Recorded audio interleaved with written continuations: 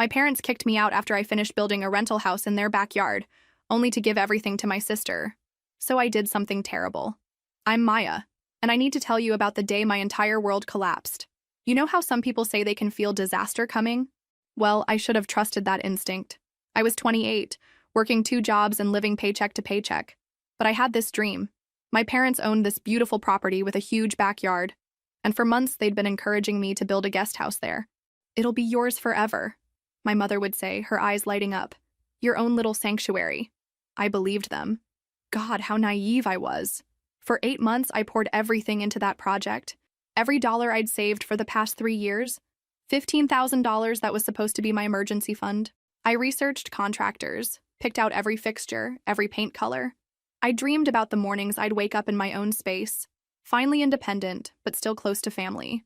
The construction was grueling. I worked my regular shift at the marketing agency, then spent evenings and weekends on site. My hands were permanently stained with paint and dust. I lost weight from the stress and physical exhaustion, but I didn't care. This was my future taking shape, board by board, brick by brick. When we reached the final week, I was practically vibrating with excitement. The floors were polished, the kitchen cabinets installed, the bathroom tiles gleaming. It was small but perfect. 600 square feet of pure potential.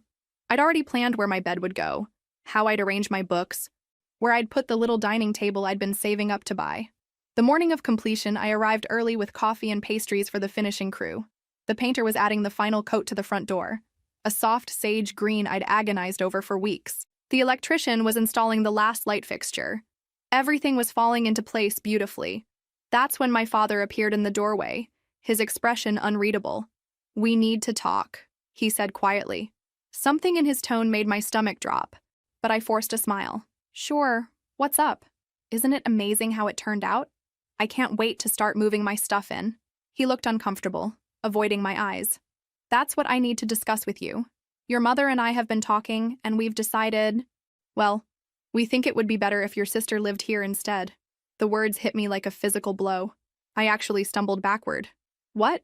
"She's getting married next year, and she and her fiancé need a place to start out. This would be perfect for them. You understand, right? You're older, more established. You can find your own place." I stared at him, waiting for the punchline, for him to laugh and say he was joking, but his face remained serious, almost apologetic. "But I built this. With my money. My savings. And we're grateful, sweetheart. Really. But family helps family. And right now, your sister needs help more than you do." That phrase, "family helps family," would echo in my head for weeks afterward. Apparently, it only applied when I was the one doing the helping.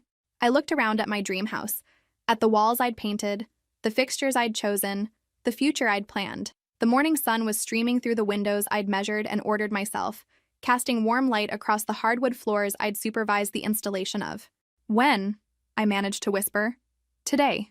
We've already talked to your sister. She's excited to move in this weekend." My chest felt tight, like I couldn't breathe properly. 28 years of being the responsible one, the understanding one, the one who always sacrificed for family harmony, and this was my reward. I nodded slowly, not trusting myself to speak. If I opened my mouth, I might scream, or cry, or say something I'd regret. So I gathered my purse, my water bottle, my little notebook where I'd been planning the final decorating touches. "Maya," my father called as I reached the door. "You do understand, don't you? This is what's best for everyone." I turned back one last time, memorizing every corner of the space I'd never call home. "I understand perfectly," I said, my voice surprisingly steady. And I did understand. I understood that I'd been played. I understood that my dreams meant nothing to them. I understood that $15,000 and 8 months of my life had just been handed over to my sister like a birthday present. What they didn't understand was that this was the last time I'd let it happen. I walked out of that guest house and didn't look back. I had no idea then that this moment would change everything. Not just for me, but for all of them. Driving away from my parents' house that morning, memories flooded back like a dam had burst. This wasn't the first time I'd been sacrificed for my sister's benefit. It was just the most expensive. I was 7 when it started, really started. My sister was 3, all chubby cheeks and innocent eyes. She'd broken my favorite doll, the one with real hair that our grandmother had given me for my birthday. When I cried, my parents sat me down for a lecture about being the big sister and setting a good example. "She's little, Maya. She doesn't understand. You need to be patient with her. I learned to be patient. I learned to share everything. My toys, my clothes, my space, my parents' attention. When she colored on my homework, I got in trouble for not watching her carefully enough. When she lost my library book, I had to pay the replacement fee from my allowance. But the car incident, that's when I realized how deep this pattern ran. I was 16 and had been working at the local ice cream shop every weekend and summer for 2 years. Every dollar went into a glass jar in my closet, carefully counted and recounted. I was saving for a used Honda Civic I'd seen at a dealership across town. It wasn't fancy, but it would be mine, and it would mean freedom. 2 weeks before I had enough money saved, my sister crashed her bike into the neighbor's fence. She was 13 then, old enough to know better, but she'd been showing off for some boy from school. The repair bill was $800. Exactly what I had in my jar. "Maya, honey, we need to talk," my mother had said, using the same gentle voice my father would use years later about the guest house. "Your sister made a mistake, and we need to help her fix it. You understand, don't you? Family helps family." There was that phrase again. I wondered now if they practiced saying it in the mirror. "But Mom, that's my car money. I've been working for 2 years. And we're so proud of your hard work. But right now, your sister needs help. You can save up again. You're responsible. You'll manage. Always responsible. Always managing. Always understanding." I handed over the money and watched my sister nod solemnly when our parents lectured her about being more careful. She even hugged me and whispered thank you in that sweet voice that had gotten her out of trouble her whole life. But I noticed she never offered to pay me back, and our parents never suggested she should. That car became hers 2 years later when she turned 16. Our parents bought it as a surprise for her birthday. The same model, same year, even the same color I'd wanted. When I pointed out the coincidence, my mother laughed. "Oh, Maya, you noticed. We remembered how much you loved that car. Now your sister gets to enjoy it too. Enjoy what should have been mine." But I was away at college by then, commuting on the bus because I couldn't afford a car anymore. I'd taken out extra student loans instead of using my savings because, well, I didn't have any savings. College was supposed to be my escape, but even from a distance, the pattern continued. Phone calls asking for help with my sister's tuition because she'd spent her scholarship money on clothes and trips. Guilt trips about missing family dinners because I was working 3 part-time jobs to pay for my own expenses. Constant comparisons about how naturally talented she was, how easily things came to her. "You've always had to work harder for everything," my father once said, like it was a character flaw instead of evidence of my dedication. After graduation, I stayed in town instead of taking that job offer in Chicago. Why? Because my sister was still in high school, and my parents worried about her future. Someone needed to be the good example, the stable influence, someone responsible. I took the marketing job, found a small apartment, and settled into a routine of family dinners and holiday obligations. I watched my sister coast through her senior year, get into college on a combination of my parents' financial support and my tutoring, and graduate with a degree in communications that she barely used. When she announced her engagement last year, the family celebration was huge. Our parents threw a party, invited everyone, talked endlessly about wedding plans and future grandchildren. When I'd mentioned dating someone seriously a few months earlier, my mother's response was lukewarm at best. "That's nice, dear. Just make sure he's right for you. You can't afford to make mistakes at your age." At my age. I was 28, hardly ancient, but somehow I was already past the point where I deserved excitement about my romantic future. All those memories crystallized in that moment in the guest house. 21 years of being the responsible one, the understanding one, the one who sacrificed so her little sister could shine. 21 years of watching my dreams get smaller, while hers got bigger. But this time was different. This time they'd taken something I'd built with my own hands, something that represented my future independence. This time, they'd gone too far. As I sat in my car outside a coffee shop, hands shaking as I held my phone, I realized something important. I was done being understanding. I was done being responsible for everyone else's happiness while mine got pushed aside. I was done being the good daughter who always gave up her dreams for the family favorite. The guest house was finished, and so was I. Let me take you back to how this whole nightmare started, because the betrayal was so much deeper than just taking away my house. They'd planned this. They'd manipulated me from the very beginning. It was last November when my father first brought up the idea. I was over for Sunday dinner, helping my mother with dishes while my sister scrolled through wedding Pinterest boards at the kitchen table. "You know, Maya," my father said, drying a plate with unnecessary focus. Your mother and I have been thinking. That back corner of our property just sits there unused. What if we built something there? I glanced out the window at the space he meant. It was perfect, flat, partially shaded by old oak trees, with natural privacy from the neighbor's fence. I'd actually daydreamed about it before, imagining what it would be like to have a little cottage there. Like a garden shed? I asked. Bigger than that. A guest house, maybe. Something with a full bathroom, small kitchen, a real living space. My mother turned from the sink, her face bright with excitement. We could use it for visitors, or... She paused, looking at me with that warm smile that used to make me feel so loved. Maybe one of our daughters could live there someday. My heart jumped. My lease was up in March, and my landlord had already warned me about a rent increase. The idea of living on my parents' property, in my own space, was intoxicating. That sounds amazing, I said carefully. Are you thinking of hiring contractors? My father shook his head. Too expensive, but you managed that renovation project at your office so well. We thought maybe you could oversee something like this. Over the next week, they brought it up constantly. My mother showed me magazine clippings of tiny homes and guest houses. My father mentioned a contractor friend who could do the foundation work cheaply. They asked my opinion on everything: square footage, layout, materials. Of course, whoever ends up living there would need to contribute to the construction costs, my mother said during one of these conversations. It's only fair. How much are we talking about? I asked. My father pulled out a notebook covered in calculations. We're thinking around $15,000 should cover it. Materials, permits, labor for the big jobs. The person living there could handle the finishing work themselves, painting, fixtures, that sort of thing. $15,000, my entire savings account.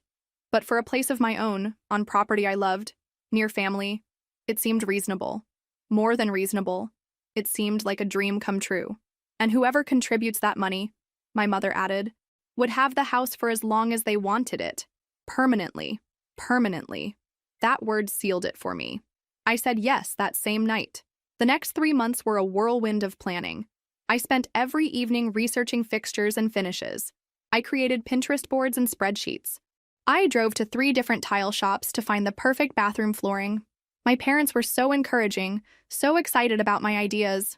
You have such good taste, my mother would say as I showed her cabinet samples. This is going to be absolutely beautiful. I took vacation days to meet with contractors and delivery trucks. I learned about electrical codes and plumbing permits. I negotiated with suppliers and managed timelines. My parents praised my organizational skills constantly. We're so lucky to have you handling this, my father said more than once. We never could have managed all these details. When construction began in March, I was there every morning before work and every evening after. I brought coffee for the crew, checked on progress, solved problems as they arose. It was exhausting, but I'd never been happier. This was mine. I was building my future, literally from the ground up. The house took shape exactly as I'd envisioned it. 600 square feet of perfection. An open-plan living area that flowed into a compact but efficient kitchen, a bedroom just big enough for a queen bed and dresser, and a bathroom with a gorgeous subway tile shower I'd splurged on. I chose everything personally.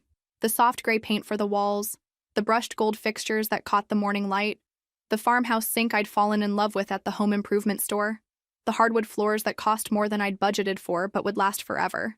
Every night I'd walk through the space and imagine my life there. I'd make coffee in that kitchen and drink it on the small front porch. I'd read books in the living room on the cozy sofa I was planning to buy. I'd invite friends over for dinner and cook in my own space for the first time in my adult life. My sister showed mild interest throughout the process, occasionally stopping by to see the progress. It's cute, she'd say, but she was usually more focused on her wedding planning. She was getting married in October and moving in with her fiancé afterward, so I assumed she'd never even considered the guest house for herself. My parents, though, they were invested. They asked about every detail, complimented every choice I made. They brought lunch for the workers and bragged to neighbors about their daughter's project management skills. Maya designed the whole thing herself. I heard my mother telling our neighbor one afternoon, "She has such vision." I glowed under their praise. After years of feeling like the less important daughter, this project made me feel valued, appreciated, central to the family's future plans. The irony is devastating now. They weren't praising my vision. They were using my vision. They weren't proud of my skills. They were exploiting my skills. Every compliment, every word of encouragement, Every moment of seeming respect was just manipulation to get me to build them a house for free. When the final inspection passed and the certificate of occupancy came through, I felt like I could fly. I'd done it. I'd actually done it. I had a home, a real home, that was mine permanently. That night, I called my best friend and told her I'd finally be able to host her when she visited from Portland. I researched internet providers and scheduled installation. I started a shopping list for furniture and kitchen supplies. I had no idea that my parents were simultaneously making their own plans that didn't include me at all. After leaving my parents' house that morning, I did something that surprised even me. Absolutely nothing. I didn't call them. I didn't text angry messages. I didn't show up demanding explanations or pleading for reconsideration. I went completely silent, and that silence was strategic in ways they couldn't possibly understand yet. You see, there was something I knew that they didn't. Something that would make their betrayal backfire in ways they never saw coming. During the final week of construction, when we were down to the last few finishing touches, my father had made a decision that I'd strongly advised against. We needed someone to install the final plumbing connections, seal some gaps in the foundation, and complete the electrical work for the outdoor lighting. I'd recommended my usual contractor: reliable, licensed, expensive. My father had other ideas. "I found someone cheaper," he'd announced, waving a business card. "This guy can do it for half the price." I'd looked at the card skeptically. No company name, just a handwritten phone number and construction services in faded print. "Dad, we're so close to finishing. This isn't the time to cut corners. Let me call my regular guy." "Maya, sweetie, you've already spent so much money. Let me handle this last bit, save you some cash." I should have insisted. I should have put my foot down. But I was tired. Emotionally drained from months of managing every detail, and he seemed so confident. Against my better judgment, I let him hire the cheap contractor. The work was completed while I was at my day job, unable to supervise. When I came by that evening, everything looked fine on the surface. The cheap contractor was long gone, paid in cash by my father, no receipt, no warranty, no way to contact him again. But I noticed things. Small things that made my stomach twist with worry. The caulking around the bathroom fixtures looked sloppy. The outdoor electrical connection seemed loose. There was a strange chemical smell near the foundation that hadn't been there before. The water pressure in the kitchen sink was weaker than it should have been. I mentioned my concerns to my father, but he brushed them off. "You're overthinking it, Maya. Everything's fine. The guy did good work." I let it go because the house was essentially finished, and I was so close to moving in. I figured any minor issues could be addressed later. Now, sitting in my car outside a coffee shop, cutting all contact with my family, I realized those weren't minor issues at all. They were time bombs, and the timer was already ticking. I didn't tell my parents what I suspected. I didn't warn them about the substandard work. I didn't offer to fix the problems I'd noticed. For the first time in my adult life, I decided that their problems were not my responsibility to solve. Instead, I went home to my apartment, packed up my work clothes, and went about my normal routine. I showed up to my job at the marketing agency, completed my projects, attended my meetings. Colleagues asked about the house. They'd been following my updates for months, and I simply said the timeline had changed. My phone buzzed constantly for the first 2 days. Texts from my mother asking if I was okay, calls from my father wanting to talk through the situation. Messages from my sister asking when I'd be moving my stuff out of my apartment so she could start decorating the guest house. I ignored them all. By day 3, the messages had shifted from concerned to frustrated. "Maya, this silent treatment is childish. Call me back." "Dad, I don't understand why you're being so dramatic about this. We're family." "Mom, whatever your issue is, don't take it out on me. I didn't do anything wrong." My sister. I deleted every message without responding. The silence was harder than I'd expected. 28 years of being the good daughter, the responsible one who always called back, always showed up, always fixed problems. Breaking that pattern felt like swimming upstream against my own nature. But I had a plan. It wasn't fully formed yet, but it was growing stronger each day. On day 5, I allowed myself one small indulgence. I drove past the house, not to stop or confront anyone, just to see. My sister's car was in the driveway along with my parents. They were probably inside making plans for her move-in, discussing how to arrange furniture in the space I'd designed, choosing paint colors to cover the walls I'd carefully selected. I almost felt sorry for them. Almost. Because while they were busy celebrating their victory, they had no idea what was coming. They thought they'd gotten away with the perfect crime. manipulating me into building them a house, then giving it to the golden child while casting me aside. What they didn't realize was that I'd built that house from the foundation up. I knew every pipe, every wire, every corner where corners had been cut. I knew exactly what problems were brewing beneath the surface, and I knew they'd surface soon. I also knew something else that would become important later. Legally, morally, and practically, I had no obligation to fix problems I hadn't created. The work done after I left the project wasn't my responsibility. For the first time in my life, I was going to let my family face the consequences of their choices without rushing in to save them. The silence would end when they needed something from me.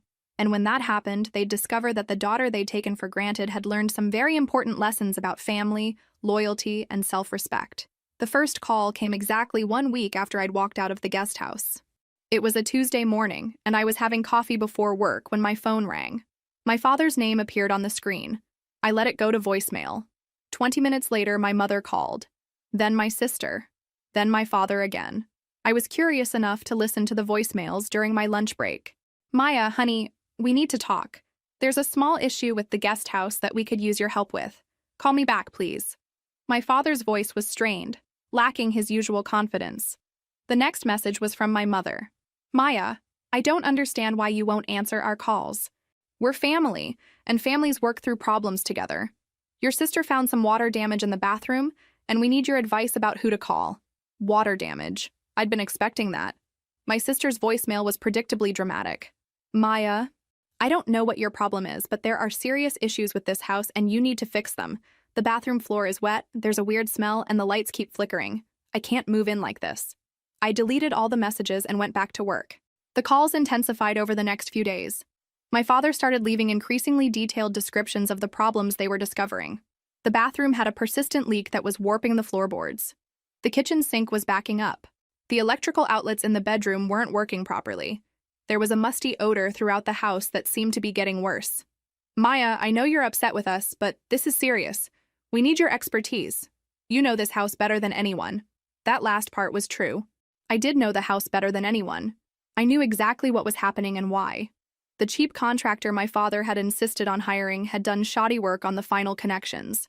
The plumbing wasn't properly sealed, which explained the bathroom leak and kitchen backup. The electrical work wasn't up to code, which explained the flickering and dead outlets. And that chemical smell I'd noticed? That was likely from improper foundation sealing, which could lead to moisture problems and potential mold growth. All fixable problems. All expensive problems. All problems that would require tearing apart some of the beautiful finishes I'd so carefully selected and installed, but not my problems. On Friday of that first week, my mother tried a different approach. She showed up at my office. "Maya, we need to talk," she said, settling into the chair across from my desk without being invited. "I'm at work, Mom. This will just take a minute. The guest house has some problems, and we need your help fixing them." I leaned back in my chair and studied her face. She looked tired, stressed in a way I wasn't used to seeing. "Good. What kind of problems?" "Well, there's some water damage in the bathroom, and electrical issues, and a smell that won't go away. Your sister can't move in until they're resolved." "That's unfortunate," I said calmly. She blinked, clearly expecting more response. "Maya, you supervise the construction. You must know what's causing these problems." "I supervised construction until it was essentially complete. Any problems that developed after that aren't my responsibility. But you know the house better than anyone. You could at least recommend someone to fix the issues?" I turned back to my computer screen. "I'm sure you can find qualified contractors. There are plenty of them listed online." "Maya?"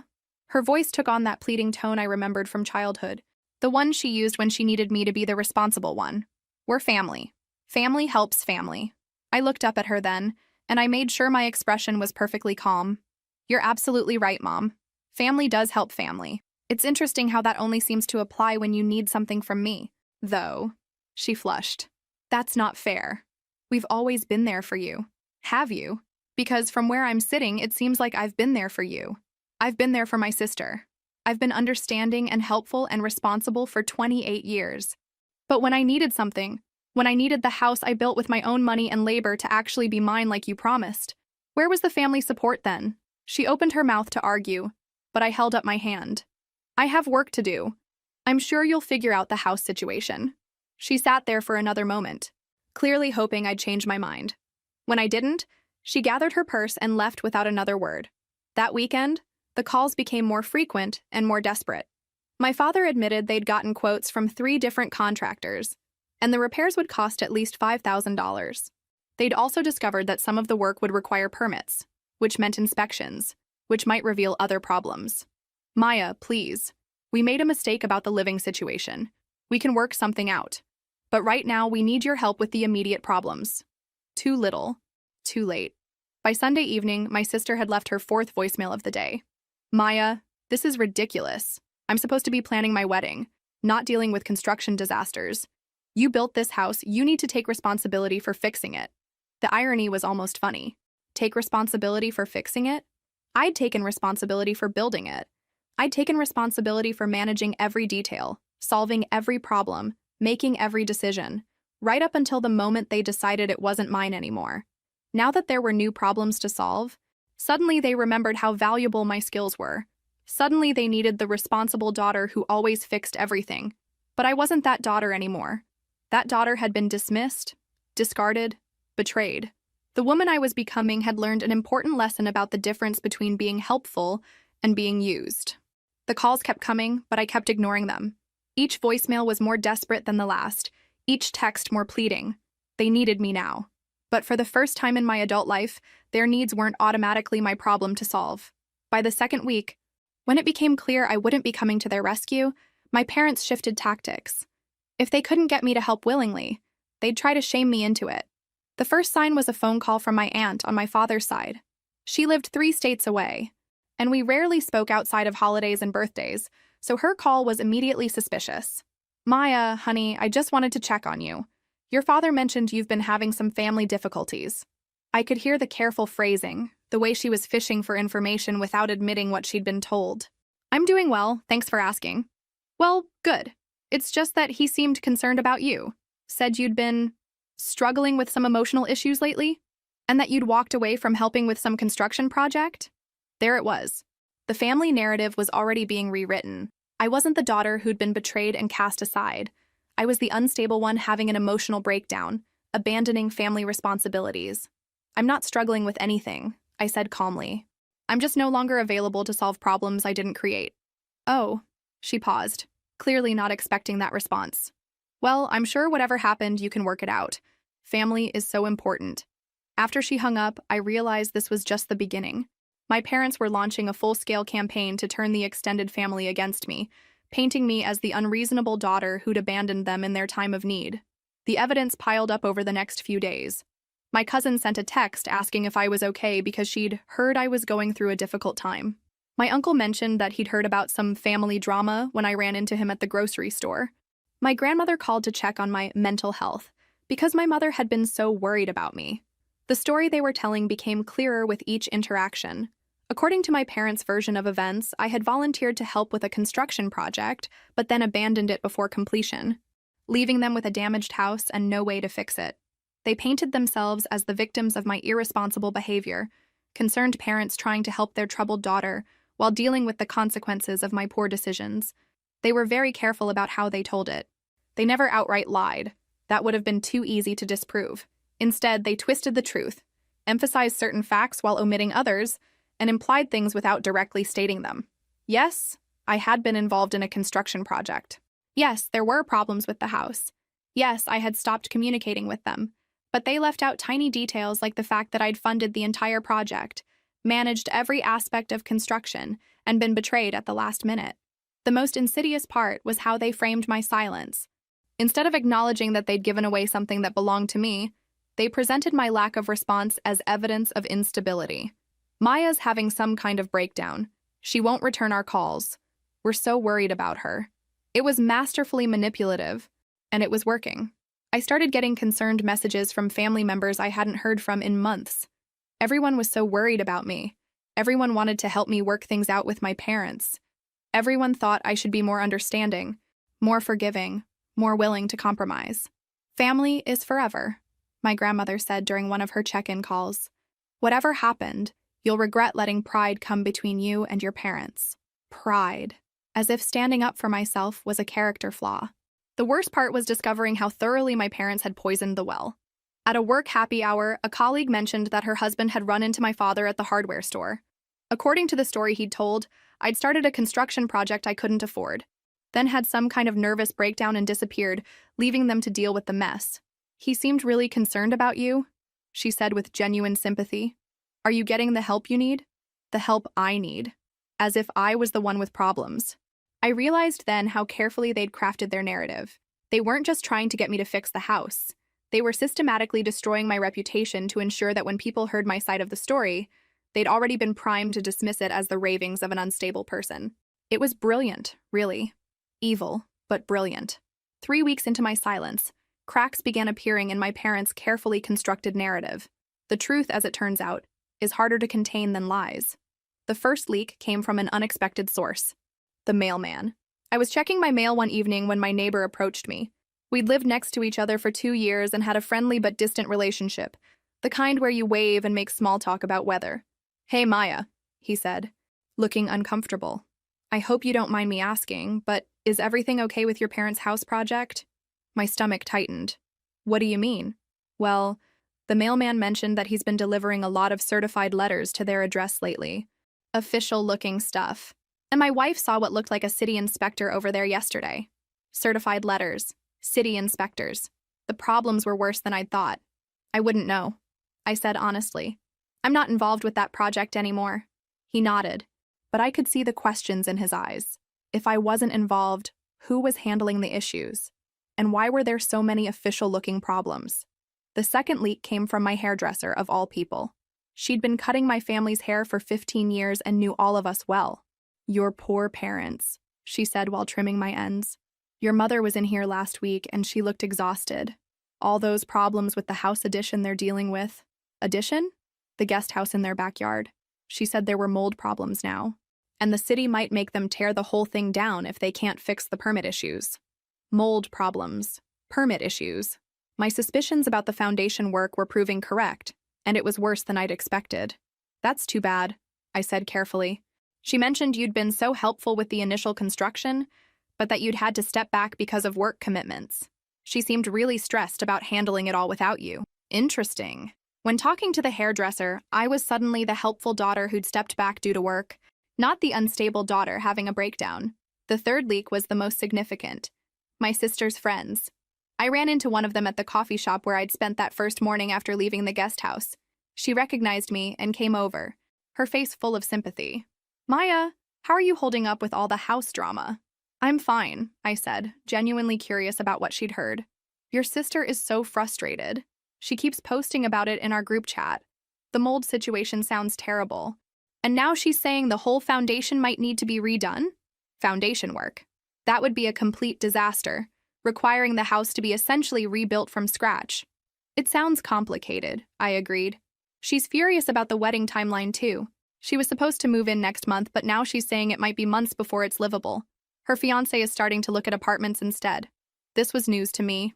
My sister's wedding was in October, just 4 months away. If she couldn't move into the guest house, she'd need to find alternative housing, which would mean additional expenses during an already costly time. She keeps saying someone needs to take responsibility for the mess, but it's not clear who that someone is supposed to be. I mean, who actually built the house? There was the question that would unravel everything. Who built the house? Who managed the construction? Who chose the contractors and supervised the work? That's a good question, I said. Over the next few days, more details emerged from various sources. The problems weren't just cosmetic anymore, they were structural and potentially hazardous. The improper foundation sealing had indeed led to moisture issues, which had created ideal conditions for mold growth. The electrical work was so substandard that it posed a fire hazard. The plumbing problems had worsened, causing water damage that was spreading beyond the bathroom. But the most interesting development was the permit situation. Apparently, the final work done by my father's cheap contractor had been completed without proper permits or inspections. When my parents had finally called in legitimate contractors to assess the damage, those contractors had been required to report the unpermitted work to the city. Now my parents were facing not just repair costs, but fines, mandatory inspections, and the possibility of having to bring everything up to current codes, which could mean gutting and rebuilding significant portions of the house. The financial implications were staggering. What had started as a few $1,000s in repair costs was now looking like it might require tens of thousands to resolve properly. And through it all, family members kept asking the same questions. Who was responsible for the construction? Who had managed the project? Who knew enough about the house to guide the repairs? The answers to those questions led back to me, which made my continued absence increasingly difficult for my parents to explain. How could they claim I was having a breakdown when I was clearly the only one with the expertise to solve their problems? How could they paint me as irresponsible when the mess had been created by work done after I left the project? Slowly, the real story began to emerge in family conversations. I wasn't the unstable daughter who'd abandoned a project. I was the competent daughter who'd built something beautiful, only to have it taken away from me at the last minute. The narrative was shifting, and my parents could feel it. The calls became more frequent, the voicemails more desperate, the attempts to contact me more creative, but I remained silent. Not because I was having a breakdown, and not because I was being stubborn. I remained silent because I was learning something important about power dynamics and family manipulation. For the first time in my life, I had something they needed more than I needed their approval, and I was finally ready to use that leverage. 4 weeks after I'd walked out of the guest house, my sister finally broke. I was at home on a Saturday morning, enjoying the first peaceful weekend I'd had in months, when my phone rang with her number. Against my better judgment, I answered. Maya! Her voice was shrill with frustration and barely contained panic. Finally! Do you have any idea what you've put us through? Good morning to you too, I said calmly. Don't give me that. This is serious. The house is uninhabitable. There's mold growing in the walls. The bathroom floor is rotting, and the city inspector says the electrical work is dangerous. We might have to tear the whole thing down. That sounds expensive. Expensive? Her voice cracked. Maya, this is a disaster. My wedding is in 3 months, and I have nowhere to live. The contractors are saying it could take 6 months and $40,000 to fix everything properly. $40,000. The house I'd built for $15,000 would now cost nearly 3 times that amount to repair. The irony was almost poetic. I'm sorry to hear that, I said, and I meant it. I was sorry. Sorry that my parents' greed and my sister's entitlement had led to this mess. You're sorry? She was screaming now. Maya, you built this house. You know every pipe, every wire, every corner that was cut. You have to help us. Actually, I didn't cut any corners. I hired qualified contractors, used quality materials, and followed all proper procedures. The problems you're describing happened after I left the project. But you supervised everything. You know who to call, how to fix it, what needs to be done. I supervised construction until it was essentially complete. What happened after that? The work your father hired someone to do? That's not my responsibility. There was a long silence. When she spoke again, her voice was different, smaller, more desperate. Maya, please. I know what happened with the living situation was complicated, but this is bigger than that now. We need your help. Complicated? I laughed, and even I was surprised by how bitter it sounded. Is that what we're calling it now? Complicated? Look, maybe Mom and Dad made a mistake about who should live there. Maybe we can work something out. But right now, we need to focus on fixing the immediate problems. Here's the thing, I said, settling back in my chair. I'm not available to fix problems I didn't create. I built a beautiful, functional house using quality contractors and proper procedures. Someone else made different choices about the final work, and now you're dealing with the consequences of those choices. But Maya, we're family. Yes, we are. And you know what families do? They keep their promises to each other. They don't manipulate each other into funding projects just to give them away at the last minute. They don't paint each other as unstable when they refuse to clean up messes they didn't make. I don't know what you're talking about. Really? You don't know about the calls to our relatives? The story about how I had some kind of breakdown and abandoned a construction project? The narrative about poor Mom and Dad dealing with their troubled daughter's irresponsible behavior? Another silence. Maya, I might have mentioned to some people that you were upset, but you all decided it was easier to make me the villain than to admit you'd betrayed me. We didn't betray you. We thought it would work better if I lived there.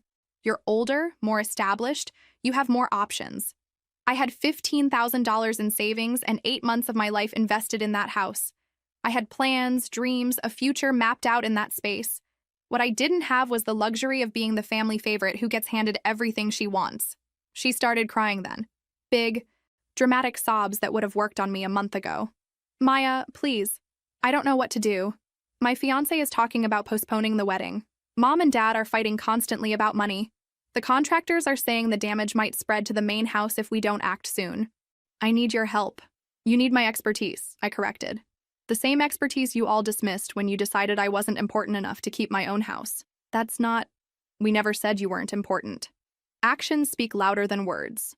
And your actions told me exactly how important I was to this family. So what? You're just going to let everything fall apart? You're going to punish all of us because your feelings got hurt? My feelings got hurt? I stood up, anger finally breaking through my calm facade. My sister, I didn't get my feelings hurt. I got robbed. I got manipulated. I got used and discarded like a contractor whose services were no longer needed. But we're family, she repeated desperately. Then act like it. Take responsibility for the choices you all made. Deal with the consequences like adults instead of expecting me to swoop in and fix everything like I always have. Maya, I have to go. I hope you figure out your housing situation. I hung up and turned off my phone. My hands were shaking, but not from anger, from liberation. For the first time in 28 years, I'd refused to be the family fixer. I'd refused to prioritize their crisis over my own dignity. It felt terrifying and empowering at the same time. They needed me desperately now. But I was finally learning that being needed and being valued are two completely different things. And I was done settling for one when I deserved both. 6 weeks after walking away from the guest house, I was finally finding my rhythm in this new version of myself. The daughter who said no, who set boundaries, who refused to be taken for granted. My days were peaceful, my stress levels had plummeted, and for the first time in years, I was making decisions based on what I wanted, rather than what my family needed. Then my mother called with news that changed everything. Maya, honey, I know you don't want to talk to us, but I wanted to let you know that your father and I are going to visit his sister in Arizona. She's been having health problems, and we need to be there for a couple of weeks. I almost laughed at the irony. They needed to be there for family, but hadn't been there for me when I needed them. I hope she's okay, I said neutrally. We're flying out next Friday. Your sister will be staying at her fiancé's place while we're gone. She's afraid to be alone in the main house with all the construction issues happening in the backyard. Something about the way she said it made my pulse quicken. So the house will be empty? Well, yes. But Maya, I'm hoping when we get back, we can all sit down and work this out. The situation has gotten so complicated, and we need your expertise to... I stopped listening. The house would be empty for 2 weeks. My sister would be staying with her fiancé. No one would be around to witness whatever happened on that property. For the first time since this nightmare began, I smiled. Really smiled. I hope you have a safe trip, I said, cutting off her plea for help. After hanging up, I sat in my apartment and let an idea take shape. A wild, audacious, probably insane idea that made my heart race with possibility. The guest house was a disaster now. Uninhabitable, structurally compromised, a financial burden that was threatening to spread damage to the main house. The city had issued citations. The contractors were talking about 6 months of work and $40,000 in repairs. My sister couldn't live there, couldn't even safely visit there. But it was still the house I'd built. Every stud, every beam, every carefully chosen fixture. I'd selected it all, supervised its installation, watched it take shape from nothing into something beautiful. Before the cheap contractor had ruined it, it had been perfect. It had also been mine. Legally, morally, in every way that mattered except the one that counted. I'd funded it, designed it, built it. The only reason it wasn't officially mine was because I'd trusted my parents' promise that it would be mine forever. What if I took back what was rightfully mine? Not the building. That was compromised beyond repair now. But the materials, the fixtures, the elements I'd chosen and paid for? What if I reclaimed them in the most direct way possible? I spent the weekend researching demolition companies, equipment rental services, waste management options. I told myself I was just exploring possibilities, just satisfying curiosity. But deep down, I knew I was planning something that would either be the most empowering moment of my life or the most destructive decision I'd ever made. The more I thought about it, the more logical it seemed.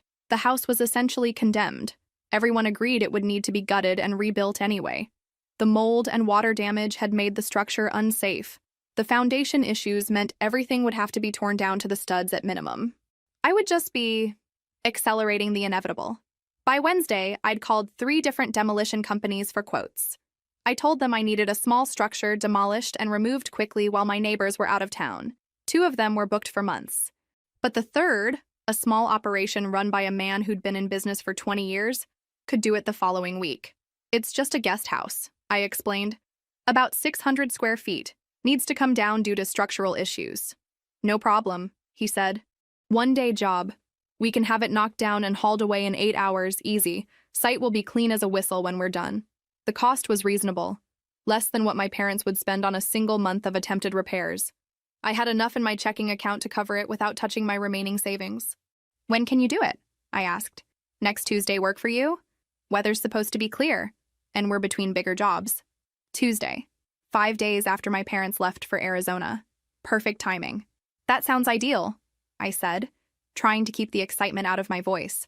After hanging up, I sat in my apartment and really considered what I was planning. This wasn't a small act of rebellion or a symbolic gesture. This was nuclear. This was final. This was the kind of thing that would burn every bridge between me and my family forever.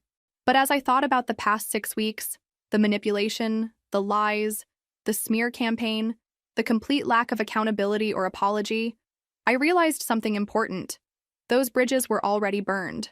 They'd been burned the moment my parents decided to betray me after I'd given them everything I had. I was just making the destruction visible. On Thursday evening, I drove past my parents' house one last time before they left for their trip. The guest house stood in the backyard like a monument to broken promises. Its windows dark, yellow caution tape still stretched across the front door from the latest inspection. It had been beautiful once. I'd made it beautiful. I'd poured my dreams and my savings and my future into every corner of that space. Now it was time to take it all back. I pulled out my phone and confirmed the appointment with the demolition company. Tuesday at 8 a.m., I said. I'll be there to supervise. Monday night, I barely slept. My mind raced between excitement, terror, and a strange sense of righteous calm that I'd never experienced before. By 6 a.m. Tuesday morning, I was dressed and ready, standing in my kitchen with coffee and toast I couldn't eat. This was really happening. At 7:30, I drove to my parents' neighborhood and parked around the corner waiting. At exactly 8 a.m., a large truck rumbled down their street, followed by a smaller vehicle carrying what looked like a portable excavator. My demolition crew had arrived. I walked up to meet them as they parked in front of the house. The owner, a weathered man in his 50s named Rick, climbed out of the truck and extended his hand. You must be Maya. Ready to get this thing down? Absolutely, I said, surprised by how steady my voice sounded. Rick and his 2-person crew walked around the guest house, assessing the job. They'd done this hundreds of times. To them, it was just another day at work. They didn't know they were demolishing 8 months of my life, $15,000 of my dreams, and the last remnants of my relationship with my family. Shouldn't take more than 4 hours, Rick said, pulling on work gloves. We'll start with the interior. Pull out anything salvageable first, then knock down the structure and load everything into the dumpster truck. Site'll be clean and level when we're done. What about the utilities? I asked. Already checked, water and electric were shut off last week according to the city records. Gas line was never connected. We're good to go. Perfect. Even the utilities had been disconnected due to the safety issues. There would be no complications, no last-minute problems. The first neighbors started emerging from their houses around 8:30, drawn by the noise of equipment being unloaded. I recognized several of them from my months of construction supervision. They waved and called out greetings. Morning, Maya? Another renovation project? Something like that, I called back. Your parents sure keep you busy with these improvements. I smiled and waved, not correcting their assumptions. To everyone watching, this looked like exactly what it appeared to be. A normal construction project, supervised by the same competent young woman who'd managed the original building process. The crew worked with impressive efficiency. They started by removing salvageable fixtures, the kitchen cabinets I'd chosen, the bathroom vanity I'd agonized over, the light fixtures I'd installed myself. Everything was carefully loaded into the truck. You want these saved for the rebuild? Rick asked, gesturing to a pile of hardware. No, I said firmly. Everything goes. By 10 a.m., they'd stripped the interior down to the studs, revealing the extent of the damage that had developed over the past month. The water damage was worse than I'd imagined. Black mold spread across multiple walls, and the floor joists were visibly warped. The electrical work was clearly substandard, with junction boxes that weren't up to code and wiring that looked dangerous. Good thing you're tearing this down, one of the crew members commented. This place was a disaster waiting to happen. That's what I thought too, I agreed. The actual demolition began around 11 a.m. Watching the excavator tear into the walls I'd painted, seeing the roof I'd chosen come crashing down, should have been devastating. Instead, I felt something I hadn't expected. Relief. Each crashing beam was a piece of betrayal falling away. Each wall that came down was a broken promise being removed. Each load of debris that went into the truck was part of my old life, the life where I accepted less than I deserved, being hauled away forever. The neighbors continued to stop by throughout the morning. Most assumed my parents had decided to start over after the construction problems, and they were sympathetic about the expense and hassle. "These things happen," one elderly woman said, shaking her head. "Better to tear it down and do it right than to keep throwing good money after bad." "That's exactly what we decided," I agreed. By noon, the guest house was completely gone. Where there had been a building that morning, there was now just clean, level ground. The crew worked for another hour, removing every piece of debris, every nail, every fragment of the structure. "All done," Rick announced, wiping his hands on his jeans. "You wouldn't even know there was ever anything here." He was right. The space looked exactly as it had before construction began 8 months ago. Just an empty corner of my parents' backyard, shaded by oak trees, ready for whatever came next. I paid Rick in cash, thanked his crew, and watched them drive away with everything that remained of my guest house loaded in their truck. Then I stood alone in my parents' backyard, in the spot where my dreams had been built and destroyed, and finally, definitively, reclaimed. It was 1 p.m. on a Tuesday afternoon. My parents wouldn't return from Arizona for 10 more days. My sister wouldn't discover what had happened until they got back, because she was avoiding the property entirely due to the construction issues. For 10 days, I would be the only person in the world who knew that the guest house, the source of so much conflict, expense, and family drama, no longer existed. The thought made me giddy with a mixture of terror and exhilaration. I'd done it. I'd actually done it. I walked back to my car, got in, and drove home to my apartment. I made lunch, did some laundry, and spent the afternoon reading a book as if nothing extraordinary had happened. But everything had changed. I'd taken back my power in the most complete way possible. I'd solved all their problems. The mold, the structural damage, the permit issues, the financial burden, in a single morning. They'd wanted me to fix the house? Well, I'd fixed it permanently. The next 10 days were the most peaceful of my adult life. I went to work, had dinners with friends, caught up on sleep, and enjoyed a level of mental calm I hadn't experienced in years. Every time I thought about what I'd done, I felt a surge of satisfaction so pure it was almost intoxicating. I knew the reckoning was coming, but I wasn't afraid of it anymore. My parents returned from Arizona on a Thursday evening. I knew this because my mother had texted me their flight information days earlier, still hoping I'd offer to pick them up from the airport. I didn't respond to that text, just as I hadn't responded to any of their messages over the past 2 months. Friday morning passed quietly. I figured they'd be dealing with jet lag, unpacking, catching up on mail and messages. The discovery would come soon enough. The call came at 2:47 p.m. My father's name appeared on my phone screen, and for the first time in 10 weeks, I answered. "Hello, Dad." The sound that came through the phone was barely human, a strangled, gasping noise that might have been my name. "Maya?" His voice cracked on the syllables. "Maya, where? What? The house? What about the house? It's gone." The words exploded out of him. "The guest house is gone. There's nothing there. It's just empty ground." "Oh," I said calmly. "Yes, I had it demolished." Silence. Complete. Absolute silence that stretched so long I wondered if the call had dropped. "You... what?" "I had it demolished. Last Tuesday. The demolition crew did an excellent job. Cleaned up everything, left the site perfectly level. You can't have... Maya, that's impossible. You can't just demolish someone else's property." "Someone else's property?" I let that hang in the air for a moment. "Whose property was it, Dad?" It was on our land. Built with whose money? Designed by whom? Supervised by whom? Who chose every material, every fixture, every detail of that house? But you can't. This is... Maya, do you have any idea what you've done? I know exactly what I've done. I solved all your problems. No more mold issues, no more structural damage, no more permit violations, no more contractor bills. You're welcome. I could hear him struggling to breathe, struggling to process what I was telling him. "Maya, please tell me this is some kind of joke. Please tell me you didn't actually... Would you like me to send you photos of the clean site?"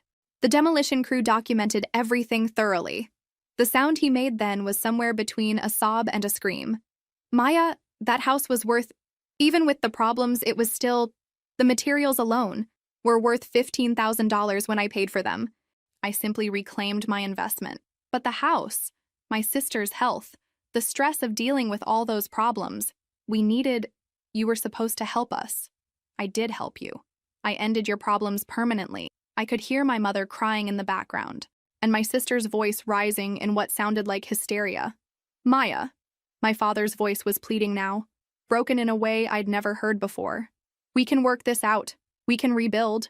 We can make this right. With what money, Dad? You told me last month that the repairs alone would cost $40,000. How much do you think it'll cost to rebuild from scratch? We'll figure something out. We'll get loans. You'll figure it out, I agreed. Without me. Maya, please. We're family. Family forgives. Family works through problems together. You're absolutely right, I said. Family should work through problems together. Family should keep promises to each other. Family should support each other instead of manipulating and betraying each other. I'm glad we agree on what family should do. We made mistakes, he said desperately. We can admit that now. We handled the living situation badly. But Maya, what you've done? This is what, Dad? Decisive, effective, final? This is destroying our family. No, I said quietly. You destroyed our family 2 months ago when you decided my dreams didn't matter as much as my sister's convenience. I just made the destruction visible. I could hear all three of them crying now. My parents, my sister, maybe her fiancé too. The sound should have broken my heart. A month ago, it would have sent me rushing over there to fix everything, to apologize, to make it all better. But I felt nothing except a deep, settled calm. Maya, my mother had taken the phone now, her voice thick with tears. Baby, please. We know we hurt you, but this is too much. This is too far. Is it, Mom? Because from where I'm sitting, this feels exactly right.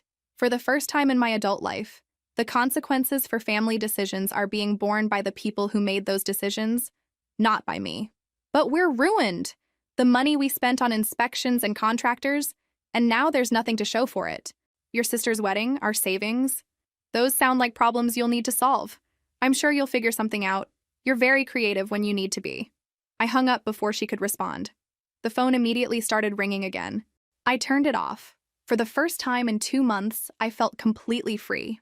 The guest house was gone. My family's financial problems were no longer my responsibility to solve, and I no longer had to carry the weight of being the daughter who always sacrificed for everyone else's benefit. I'd burned every bridge, scorched every relationship, nuked every possibility of reconciliation, and I had never felt more at peace in my entire life. That was 8 months ago, and I'm writing this from my new apartment across town. A beautiful 1-bedroom with hardwood floors and a kitchen island where I eat breakfast every morning while watching the sunrise through my own windows. Let me tell you what happened to everyone because I know you're wondering. My parents never recovered financially from the guest house disaster. Between the money they'd already spent on inspections and contractors, plus the loans they'd taken out expecting to recoup costs through my sister's rent payments, they'd stretched themselves beyond their means. They ended up selling their house 6 months later and moving to a small condo across town. The irony? They sold to a young couple who loved the large backyard and specifically mentioned their plans to build a guest house in that empty corner spot. I heard about this from my hairdresser, who heard it from my mother during what was apparently a very tearful appointment. My sister's wedding did happen, though scaled way back from the elaborate event she'd originally planned. Her fiancé, showing more sense than anyone had given him credit for, insisted they find their own apartment and start their marriage without the drama of extended family housing arrangements. They're still together, living in a modest place across town, and from what I hear through mutual acquaintances, they're actually happier without the constant family interference. She never got over the shock of what I did, though. According to our cousin, she still brings up the demolition at family gatherings, still can't understand how I destroyed something so beautiful out of spite. She doesn't understand that I didn't destroy something beautiful. I reclaimed something that was mine and ended something that had become toxic. My parents tried to pursue legal action against me initially. They consulted with 3 different lawyers, all of whom told them the same thing. I'd funded the construction, supervised the work, and the demolition occurred on a structure that was already condemned by the city due to safety violations. There was no case. The extended family drama played out exactly as you'd expect. Some relatives took my parents' side, viewing me as the vengeful daughter who went too far. Others, once they learned the full story, quietly reached out to express support for my decision. My grandmother, surprisingly, was in the second group. Sometimes, she told me during a phone call that came 3 months after the demolition, you have to make choices that other people don't understand. I'm proud of you for standing up for yourself, even though it was painful. The professional consequences were minimal. My coworkers had followed the saga from the beginning and understood that I'd been manipulated and betrayed. If anything, my reputation at work improved. Apparently, taking decisive action to reclaim what was mine demonstrated leadership qualities my boss found impressive. I got promoted 4 months later. The personal consequences were more complex. Yes, I lost my immediate family relationships, but I gained something more valuable: self-respect. For the first time in my adult life, I wasn't carrying the weight of everyone else's problems. I wasn't the family fixer, the responsible one, the daughter who always sacrificed for everyone else's benefit. I was just Maya, living my own life, making my own choices, keeping my own counsel. I started dating again, really dating, not just accepting whatever scraps of attention came my way between family crises. I met someone wonderful 6 months ago, a man who actually appreciates my competence instead of exploiting it, who supports my decisions instead of expecting me to support everyone else's. When I told him the story of the guest house, his response was immediate. Good for you. They had it coming. That's when I knew I'd found someone worth keeping. I still think about that Tuesday morning sometimes, about the sound of the demolition equipment and the sight of my dreams being loaded into a truck. But it doesn't make me sad anymore. It makes me proud. I learned something important that day. There's a difference between being loving and being used, between being family-oriented and being exploited, between being understanding and being a doormat. The $15,000 I lost in that demolition was the best money I ever spent. It bought me something priceless: the knowledge that I'm worth more than being everyone else's solution to their problems. Do I regret it? Sometimes people ask me that, usually with a mix of horror and fascination at what I did. The answer is complicated. I regret that it came to that point. I regret that my family's behavior was so toxic that nuclear action felt like the only option. I regret the years I wasted being the good daughter who always gave up her dreams for everyone else's convenience. But do I regret taking back my power? Do I regret refusing to be manipulated anymore? Do I regret choosing my own dignity over their dysfunction? Never. The guest house is gone, but I'm still here. Stronger, wiser, and finally free to build something beautiful. Not a house this time, but a life where I'm valued for who I am, not just what I can provide. My parents drive past my new apartment sometimes. I know because the building faces a main road, and my neighbor mentioned seeing them slow down when they pass. They never stop, never call anymore. The bridges are burned completely, and we're all living with the consequences of choices that were made long before that Tuesday morning. But here's what they don't understand, what they never understood. I didn't demolish that house out of spite or revenge. I demolished it out of love. Love for myself, respect for my own worth, refusal to accept less than I deserved. Sometimes the most loving thing you can do is destroy what's broken beyond repair and start fresh. Sometimes the only way to build something beautiful is to first clear the ground completely. And sometimes the daughter everyone takes for granted is the one with the power to change everything. I'm Maya, and I'm finally home.